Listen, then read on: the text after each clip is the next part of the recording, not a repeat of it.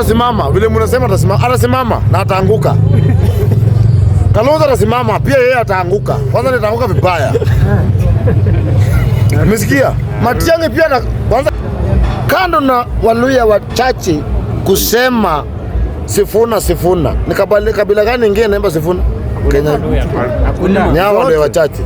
So ndugu yangu, huyu Sifuna ni Sifuna vile mnamusikia.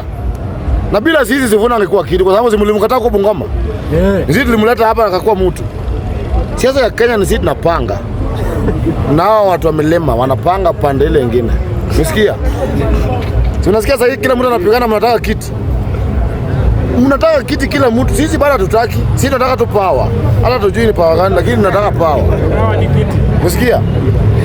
Sifuna atasimama vile mnasema atasimama na ataanguka.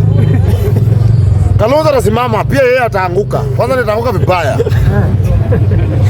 Umesikia? Matiang'i pia na kwanza Uhuru amepanga Matiang'i kuwa deputy wa Kalonzo. Hivyo. Umesikia? Na Sifuna asimame agawe kura ya Waluya wasipige Ruto wote. Exactly. Hiyo ndio kitu inaendelea Kenya sasa kama mjui. Umesikia? Gachagua anataka kupanga anapanga Kalonzo. Na haja Gachagua Kenya hii ni kuchukua wabunge, magavana na MP wakuja wapore pesa ya Kenya wakimpelekea. Hiyo ndio haja Gachagua kubwa.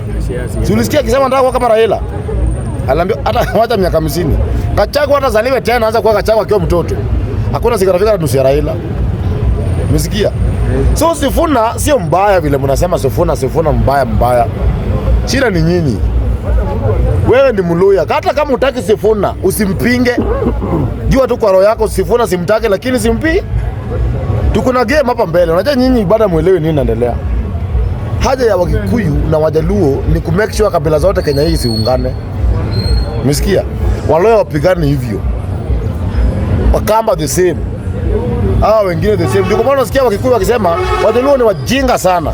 Hao tu ndio wamekataa kudivide. Kwa sababu sisi kuleta ujinga ya kudivide tunahama Nyanza. Umesikia?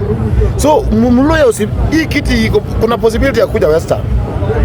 Na haiwezi kuja Western kama tutasupport sisi. Kwa sababu hakuna siku Ukuyu na support. Ukuyu anajua kwa support.